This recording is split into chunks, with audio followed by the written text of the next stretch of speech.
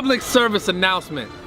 Bradley Martyn here, guys, and today I want to talk about one thing before this leg routine, and it's skipping leg day. And what's up with that? And you guys, you know, you always see the funny memes online of like the guy who's got the big upper body and they show his calves and he's got the little tiny calves. And I don't want this to happen to you guys. I hate to see it. I hate to see it happen. I hate to see the people that it happens to. And the reality is this: a lot of people, when they first started into working out, and I'm the same way. When I first started getting into working out, I was like arms, chest, and shoulders. I'm hitting the bench every day. I was doing the curls every day. And you know, every day's still arm day. But I learned that you have to maximize your whole body, complete package, right? You have to realize that if you don't hit the larger muscle groups in your body, you're not gonna be able to benefit the most out of this weightlifting thing. So you gotta understand, you have the most muscle mass in your legs, your glutes, your hamstrings, your quads, and then your back, and then your chest, and then your arms, right? So everything follows in that order.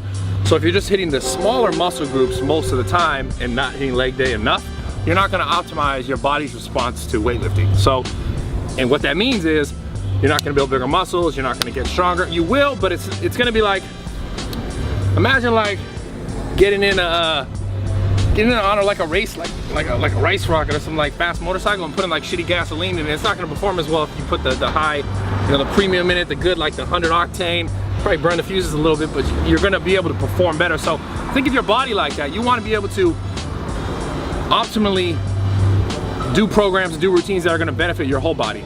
So again, guys, this is a PSA. Do not skip leg day. Don't do it. You're gonna regret it. And I learned sooner than later, thankfully, because of sports. But legs is something that's gonna benefit your whole body. You're gonna be able to get a bigger upper body if you have a bigger base. Kind of think about it like that. But anyways, today I'm doing a little bit because earlier in the week I did like a power routine for legs. Today is more of like a bodybuilding routine for legs, focusing not so much on the weight, more on the volume. And there's a few things I want to tell you guys about this. As you can see in this video, I'm doing a little bit of a closer stance. I'm focusing more on contracting the quads, trying to get blood flow into the quads, trying to squeeze the quads. Not really so much concerned with the most amount of weight, more so the movement and feeling it in my quads, because I know when I first started training, like I was very glute and hamstring dominant. So my butt and my hamstrings got bigger, or more powerful, faster than my quads. And whenever I squatted, I always felt there and I never felt the front. So I had to really drop the weight down, move my stance in closer, and focus on not squatting all the way to the hole for this type of squat, but staying a little bit higher, still keeping the weight even kind of throughout my feet, and focusing on kind of pushing the knees back and forth and squeezing the quad. So that's what I'm doing here in this video. For me, I don't hit a lot of direct glute and hamstring work because my glutes and hamstrings are so much more dominant.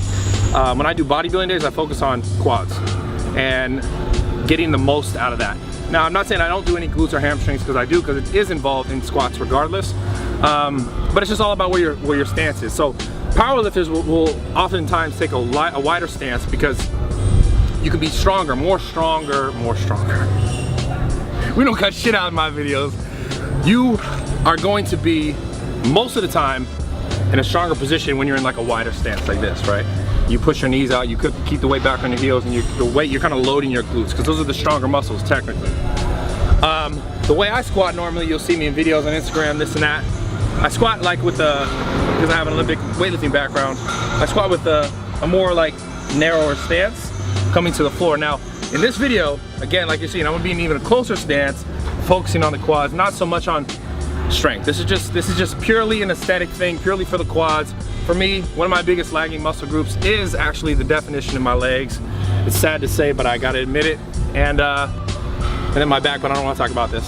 So, and another thing, guys, you gotta realize I've been around the gyms for a long time, obviously, and I've heard people say things like squatting is bad for your knees. You're gonna hurt your knees. You're gonna hurt your knees doing this, and it's always the guys who, you know, I used to do that when I was young, or I used to, you know, and then they injure themselves. And the reality is, squatting is not bad for your knees. Squatting incorrectly is bad for your knees, is bad for your lower back.